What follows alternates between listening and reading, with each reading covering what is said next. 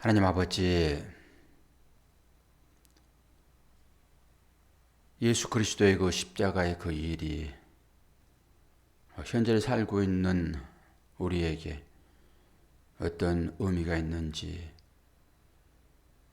이번 고난절은 좀 더 뜻깊게 새겨지기를 원합니다. 하나님을 찾는 것이 우리가 일상을 살아가는데 당연히 힘이 없고 부족하고 연약하여 그 힘을 얻기 위한 것이지만은 더 나아가 나를 죄에서 구원하신 그 하나님의 사랑과 은혜가 너무 크기에 그 하나님 앞에 새벽을 깨우는 자 될 수 있기를 원합니다. 창세기 말씀을 통하여서 우리에게 들려주신 그 말씀들이 우리의 심령에 새겨진 바가 되어 이제는 우리의 의지로 살아가는 것이 아니라 그 말씀이 우리를 움직이는 능력이 되고 그것이 이웃을 사랑하는 삶의 지표가 될 수 있도록 도와주심으로 삶 가운데서 그 사랑 나타내도록 도와주옵소서. 예수 그리스도의 이름으로 기도하옵나이다. 아멘. 창세기 29장 31절입니다.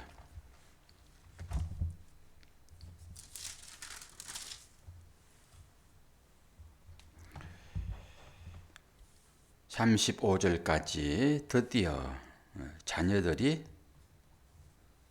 경쟁적으로 태어납니다. 제가 봉독합니다.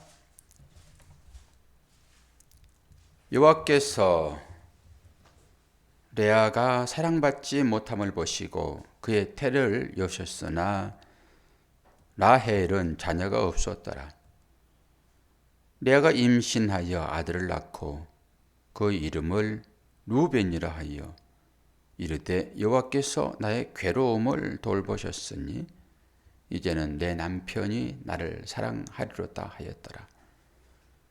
그가 다시 임신하여 아들을 낳고 이르되 여호와께서 내가 사랑받지 못함을 들으셨으므로 내게 이 아들도 주셨도다 하고 그 이름을 시므온이라 하였으며 그가 또 임신하여 아들을 낳고 이르되 내가 그에게 새 아들을 낳았으니 내 남편이 지금 와서 나와 연합하리로다 하고 그의 이름을 레이라 하였으며 그가 또 임신하여 아들을 낳고 이르되 내가 이제는 여호와를 찬송하리로다 하고 이로 말미암아 그가 그의 이름을 유다 하였고 그의 출산이 멈추었더라. 아멘. 아이를 4명 아들을 낳았는데 이제 이것으로 만족하면 되지 않습니까? 사람은 만족이 없어요. 아마 만족할 수도 있었을 거라 생각이 되어지는데 옆에 누군가가 있잖아요. 그래서 만족을 못합니다. 우리가 동떨어진 어떤 외딴 섬에 혼자 산다고 그러면은 그냥 주어지는 거 그대로 즐기면서 살 거예요. 거기에서 뭐 자기를 드러내려고 뭐 치장을 한다든지 뭐 돋보이게 하려는 그런 마음이 뭐 필요합니까? 혼자 살고 있는데. 그런데 옆에 누군가 있게 됨으로 인해 가지고 그보다 내가 더 잘 돼야 되거든요. 이게 근본적인 인간의 마음인 거예요.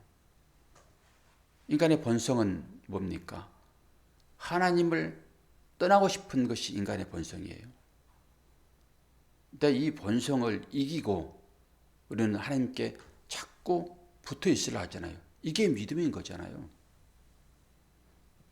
이제 뒤에 대단한 일들이 막 발생을 해요. 그런데 그거 일일이 사실 뭐 살펴볼 필요 뭐 있어요? 쭉 전부 애 낳는 거거든요. 그런데 애를 경쟁적으로 낳는다니까요. 한번 읽어보면은 그냥 돼요. 이 부분들을. 그런데 이게 하나님을 믿는 사람들의 입장에서 그 삶을 살펴보게 되면은 아주 잘못된 거잖아요. 뭐 그렇게 중요한 거라고 그렇게 경쟁적으로 하냐고요. 그런데 이 삶을 하나님은 쓰세요. 신기하게. 그런 입장이 우리한테 필요하죠. 하나님은 그 가운데서 하나님이 일을 하시는구나. 하나님 뭐 경쟁을 시키고 막 그럽니까? 자기들끼리 경쟁하고 잘 된들이란 말이에요. 근데 하나님은 그걸 쓰세요. 인류를 구원하는데. 그 하나님의 마음을 성경을 통해서 깨달으면 되는 것입니다. 그러니까 우리가 이제 그걸 보면 되죠. 일일이 이걸 뭐 기억을 해가지고 이랬으니까 나도 저렇게 해야지. 이런 식으로 보면 안 되고요. 저는 이제 이 족보를 보면서 창세기 22장을 봤어요. 22장을 살펴봅시다. 어떤 일이 있었길래 목사가 또 족보를 가지고 나오는가. 22장 20절에서 24절을 봐봐요. 나홀은 알죠? 나홀이 누군지. 아브라함과 나홀과 하란이잖아요. 데라의 후손들입니다. 똑같아요. 22장 20절부터 볼 텐데요. 데라의 후손들이 이제 아브라함과 나홀과 하란인데 하란은 일찍 죽었잖아요. 그리고 그 자녀만 데리고 나와서 역사가 이제 펼쳐지는 거잖아요. 아브라함이. 저는 나홀을 다시 봤어요. 왜 나홀을 여기다 기록을 하고 그들의 그 가문을 연결시키는가. 보세요. 22장 20절 이 일 후에 어떤 사람이 아브라함에게 알려 이르기를 밀가가 당신의 형제 라홀에게서 자녀를 낳았다 하였더라. 그 맏아들은 우스요 우스의 형제는 부스와 아브라함의 아버지 그무엘이라. 게셋과 하스와 빌다스와 이들람과 부두엘이라. 이 8사람은 8명 낳죠? 이 8사람은 아브라함의 형제 라홀의 일가, 라홀의 아내 밀가의 소생이며 부두엘은 니브가를 낳았고, 이 니브가잖아요. 이 니브가가 지금 이삭의 부인 되는 것이니까 조카죠. 그리고 24절 라홀의 또 첩을 뒀죠. 루마라 하는 자도 데바와 가함과 다하스와 마가를 낳았더라. 위에 8명 낳지요. 본처에서. 그리고 후처에서 사모님 몇 명 낳았어요? 세어봐봐요.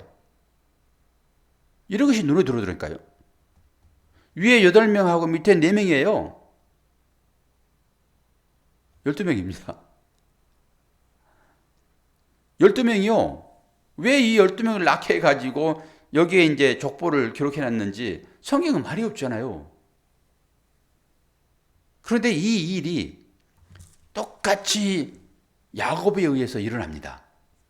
이게 이제 보였는데 이게 뭘 말하고 있는지를 나름대로 이제 묵상을 하는 거예요. 이것은 우리의 책임입니다. 이것은 여러분의 책임인 것이고, 왜 하나님께서 아브라함에게는 그냥 이삭 하나, 물론 이스마엘도 자녀이기는 해요. 그런데 그 자녀는 이제 다른 곳에 세워지죠.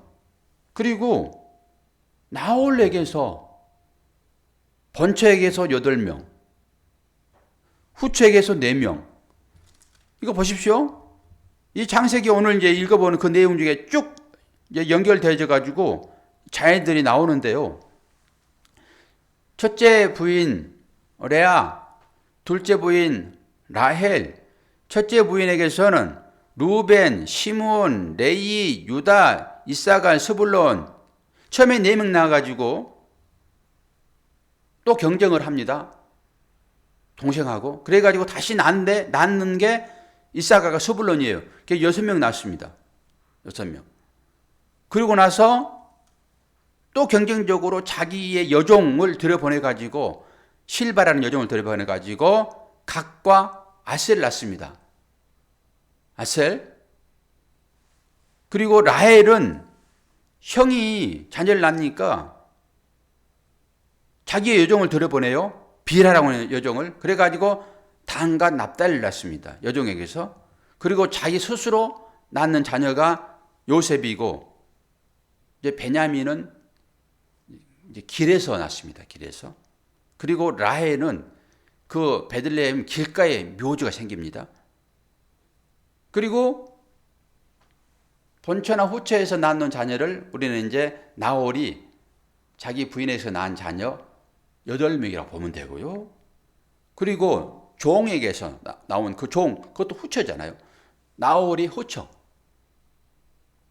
그러니까 여기 레아와 라헬의 종들에게서 2명씩 4명이 나와요. 이게 뭘 말하고 있을까요? 궁금증이 들더라고요. 그래서 이쪽 한편에 완벽하게 그러니까 데라의 후손이 아브라함과 나홀과 이제 그 하란인데, 그 중에서 하나님은 아브라함만 줄기로 뽑아요. 줄기로, 원가지로. 그 나머지를 이제 선택하지 않는데, 그 중에서 왜 두 번째 자녀를 이렇게 12명을 낳게 했는데, 그 모형이 그림자로 딱 등장을 하고 다시 이 야곱의 후손을 이런 식으로 뽑는지요. 여러분 어찌 생각합니까?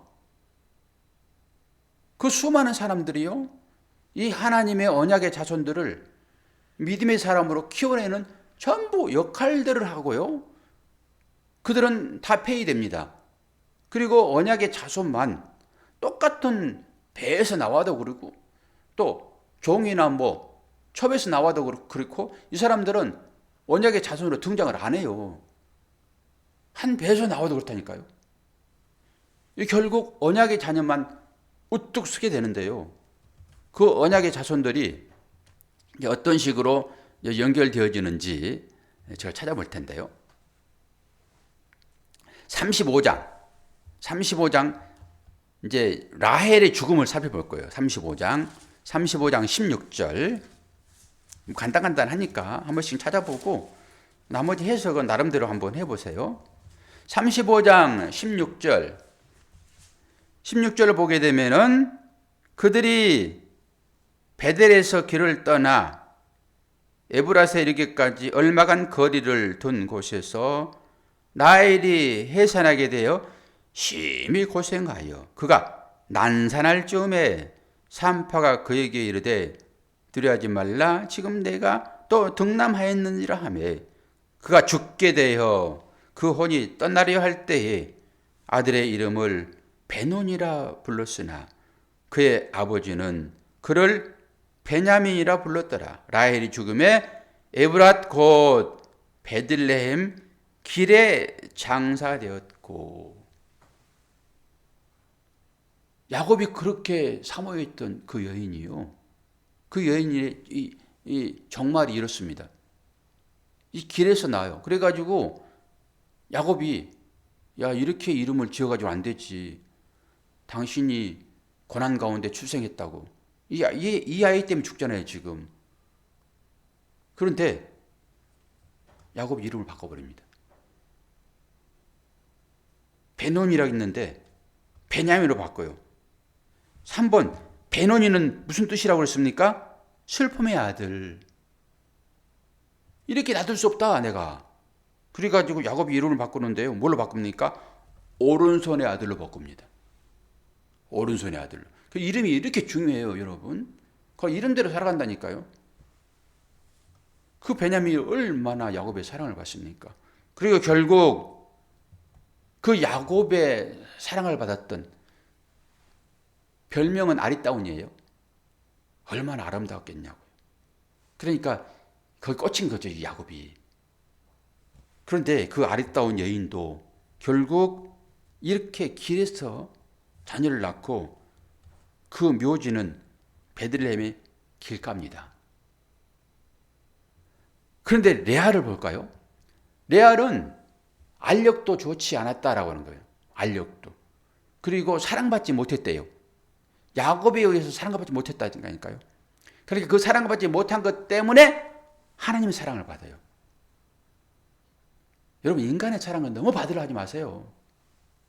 하나님의 사랑 받으면 되잖아요.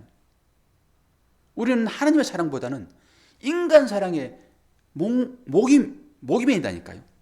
이 갈급한 인간의 사랑. 어떻게 인간의 시선에 나의 삶을 맞출까? 저 사람이 나를 어떻게 볼 것인가? 여기에 초점이 맞춰져 있죠. 우리의 시선이 어디로 향해야 됩니까? 하나님에 향해야 되는 거예요. 하나님께서 나를 어떻게 볼 것인가? 이것만 관심 가지면 되는 거예요. 그런데 우리는 그건 관심이 별로 없고 저 사람이 나를 어떻게 볼 것인가? 그리고 그 입맛에 맞춰서 말들 한다니까요. 사는 거고. 그런데 그 사랑받지 못한 그가 하나님의 사랑을 받음으로 쑥쑥쑥쑥 아들을 4명을 낳고 그 이후는 이제 식이 나가지고 2명을 더 낳았는데 6명을 낳습니다. 그리고 또 이 종에 의해 가지고 8명을 낳는다니까요. 8명을. 그런데 그가 어떻게 됐는지 봐봐요. 49장. 오늘 이것만 설교할 거예요. 나머지는 뭐 여러분들이 알아서 보시면 될 것 같고요. 49장 31절. 아브람과 그의 아내 사라가 거기 장사되었고 이삭과 그의 아내 리브가도 거기 장사되었으며 나도 레아를 그곳에 장사하였노라. 막벨라 굴이요.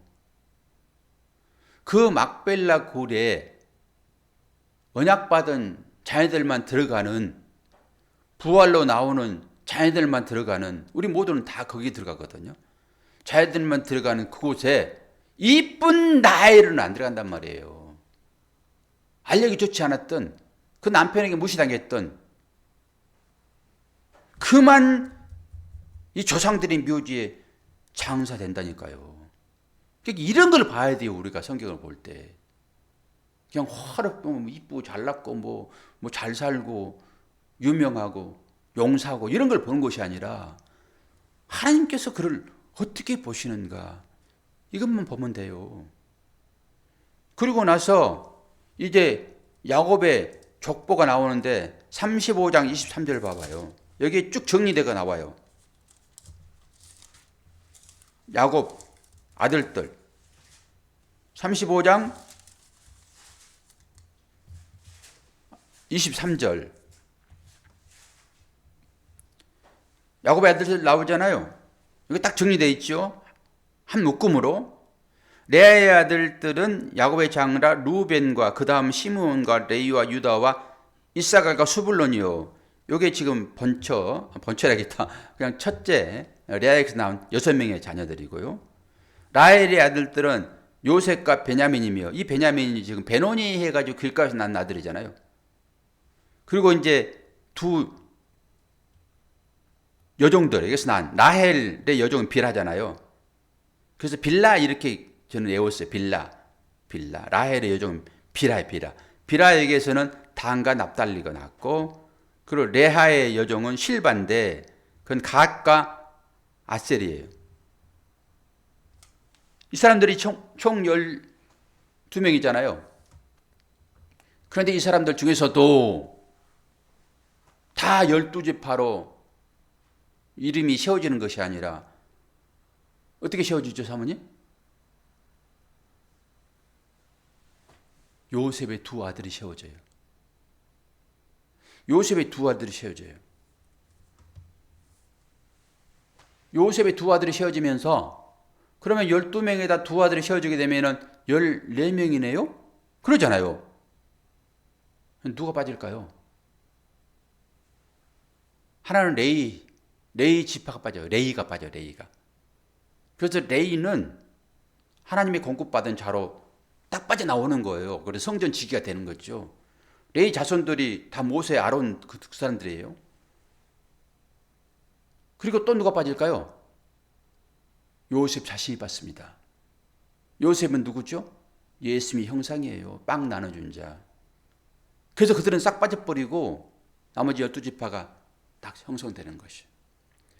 그리고 이제 여기서 전부 하나님의 계획 가운데 우리가 여기에 들어가게 됩니다. 12지파 내로. 그리고 12지파 이것을 다시 한번 신약에 와가지고 주님이 그걸 다시 세웁니다. 그래서 12제자를 세우는 것이고, 그 12제자 중에서 또 한 사람은 예수님을 파는 자로 써야 되니까, 가룟 유다가 예수님을 팔고 자기 목매어 죽고 배가 터져 자살해 버리니까 그 자리를 보고를 선출을 해가지고 누가 들어갔습니까? 권사님, 12제자 중에서 가룟 유다가 예수님 팔아가지고 그 자리가 한 대 빠지니까 그 자리에 누가 들어갔어요? 권사님이 들어갔지 누가 이름을 잊어버려요. 그 이름은 나하고 상관도 없는 거예요. 그거는 내가 거기에 들어간 거, 내가. 그래서 내가 12제자 12지파 가운데 들어있는 거죠. 그러면은 가룟 유다가 물론 지 잘못을 해가지고 그 길을 걸어갔지만은 그가 잘못하여 권사님 들어갔으므로 그가 은인이죠. 나로 얘기하면은 이스라엘이 예수 그리스도를 인정하지 않으므로 그 복음이 우리한테 넘어온 것처럼 감람나무가 베어지고 거기에 접붙임을 당하는 우리, 복음은 그런 거 아닙니까? 우리가 처음부터 무슨 선택을 받았습니까? 우리가 하는 일이라고 그러면은 전부 유다처럼 자기의 배만 채우려고 하는 그런 사람들이었죠. 그런데 말씀을 보고 듣고 성령에 의해서 깨닫게 되니 내가 어떻게 구원받을 수 있는 자격이 있는가 돌아보게 되잖아요. 그러면 당연히 하나님의 상속자로 세워진 우리들은 정말로 자격 없이 길 따르는 나그네, 그들을 어떻게 택해서 하나님께서 언약받은 자녀로, 여러분이 그 고백을 하니까, 고백을 하지 않으면 이런 말씀 드리지 않지요. 어떻게 언약받은 자녀로 내가 그 12제자 안에 들어있냐고요. 어제 주일날 우리 설교 내용이에요. 사도행전 공부하고 있으니까. 맞디야. 그 안에 여러분 이름이 들어있다는 것을 인식하지 않으면은 요한계시록에 나오는 그 천상에 있는 24장로에 못 된다니까요. 이게 믿어지는 거예요. 그것이 희미하면 희미할수록 우리들은 이 땅 가운데서 뭔가를 보려고 하는 거예요. 이 육신을 가지고. 그게 피바시며 아겔데마라고 어제 설교 내용이었잖아요. 예수의 몸값 아닙니까? 그 피가, 그 피값이. 창세기에도 그것을 막벨라 굴이라고 얘기를 해요. 나그네의 묘지를 삼았다라고 하잖아요. 신약에 보게 되면. 그 막벨라 굴, 거기에는 아무나 들어가는 것이 아니라 언약받은 하나님의 자녀들만 들어간다니까요. 사라가 들어가고, 아브라함이 들어가고, 이삭이 들어가고, 리브가가 들어가고, 야곱도 지금 레아를 먼저 집어넣잖아요. 자기 따라 들어갈 거예요. 그런데 그 이쁨 받았던 그 라헬은 길거리 매장됐다니까요. 이런 사실을 여러분들이 아셔야 한단 말이에요. 그런데 왜 라홀이 12자녀를 뒀는지는 여러분 몫입니다. 저도 왜 그런지 잘 모르겠어요. 그냥 보아지는 것이기 때문에, 아, 거기에도 뭔가를 숨겨놨는데 이것도 의미가 있겠다. 왜? 12이니까. 똑같이 야곱이 지금 8명은 자기 부인에게 낳고 4명은 종들에서 나잖아요. 그런데 그 이스마엘, 그것은 그 몸종이잖아요. 자기 부인의 몸종. 똑같아요. 그런데 그건 또 페이를 해요. 그런데 여기 라헬 또 레하 그 몸종들은 지파로 들어갑니다. 신기한 일들이 있어요. 그러니까 우리의 생각으로 뭐 잣대를 정해놓고 신앙생활 그렇게 하지 마세요. 하나님께서 그렇게 하시면은 어른이 알아서 하시겠는가 라고 가면 됩니다. 교회 생활도 마찬가지고요. 오늘 또 그 하나님의 사랑이 여러분 삶 가운데 있음을 잘 아시고 어떤 상황이 있을지라도 너무 그것에 희노애락하지 마시고 구원받은 자로서 하나님께서 또다시 나를 믿음으로 살라고 이런 삶이 주어졌구나 라고 생각하시는 여러분이 되기를 축원합니다. 기도하겠습니다. 아버지 하나님, 아버지의 사랑과 은혜를 감사합니다. 오늘도 피곤하고 지친 몸 이끌고 주 앞에 나왔습니다. 말씀에 의지하여 또 하루를 살아가려고 합니다. 힘 주시옵소서. 그 사랑 허락하여 주심으로 이웃을 사랑하는 자로 나오도록 도와주옵소서. 예수 그리스도의 이름으로 기도하옵나이다. 아멘.